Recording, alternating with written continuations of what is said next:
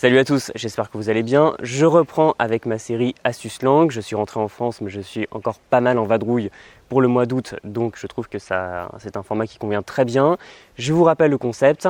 Vous me posez vos questions, je réponds soit à une personne, soit à une question qui revient assez souvent, de manière très concise, très succincte. Comme ça, vous pouvez regarder assez facilement les vidéos, que ce soit entre deux baignades, entre deux barbecues, entre deux randonnées, bref, pendant vos vacances.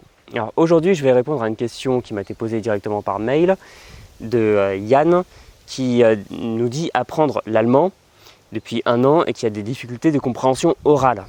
Alors, lui-même peut utiliser les mots, mais quand un locuteur natif va les utiliser, il ne les reconnaît pas. Donc il connaît les mots, il sait les produire, mais il ne les reconnaît pas à l'oral.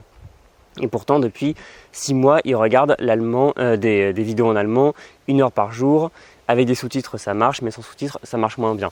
Donc on est dans un pur problème de compréhension orale. Alors ça peut être dû à énormément de choses. Il faut d'abord faire un diagnostic.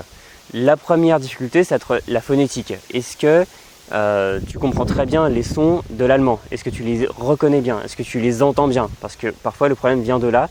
Et vu qu'on ne pense pas forcément à ça, parce qu'on se dit que la phonétique, c'est quelque chose d'assez bizarre, donc on ne va pas se poser la question. Pourtant, le problème vient souvent de là. L'autre problématique, c'est les mots, parce que très souvent, on peut comprendre des mots, on peut les connaître, mais on ne les reconnaît pas facilement à l'oral. Et je pense que ça vous est arrivé, ça m'est arrivé même cette semaine, d'entendre un mot dans une conversation, de dire « Attends, t'as dit quoi là ?» Et après se dire « Ah mais non, en fait, je connais le mot, il n'y a pas de souci. » Il faut s'entraîner à reconnaître les mots à l'oral. Donc déjà, il faut augmenter son vocabulaire, parce que souvent, on pense avoir un problème d'oreille, une sorte de problème d'écoute, alors que souvent, c'est qu'on ne connaît pas les mots. Et généralement, en augmentant son vocabulaire, on se rend compte que la compréhension orale suit de manière automatique. Mais aussi, il faut savoir apprendre les mots et les reconnaître, donc les apprendre avec leur prononciation. Ça peut se faire avec une application qui donne la prononciation, en ajoutant soi-même la prononciation des mots, et ainsi de suite.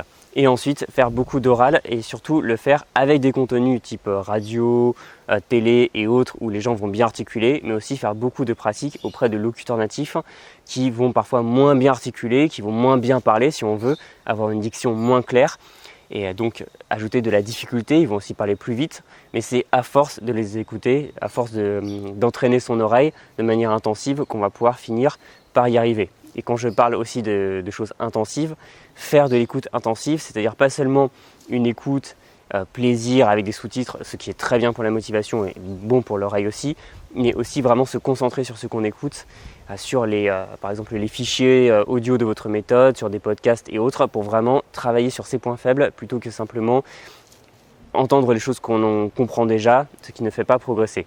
Donc la phonétique, beaucoup de pratiques intensive, ça permet souvent de régler les problèmes de compréhension orale et là aussi augmenter son vocabulaire de manière significative permet peu à peu de boucher les trous quand on ne comprend pas un mot.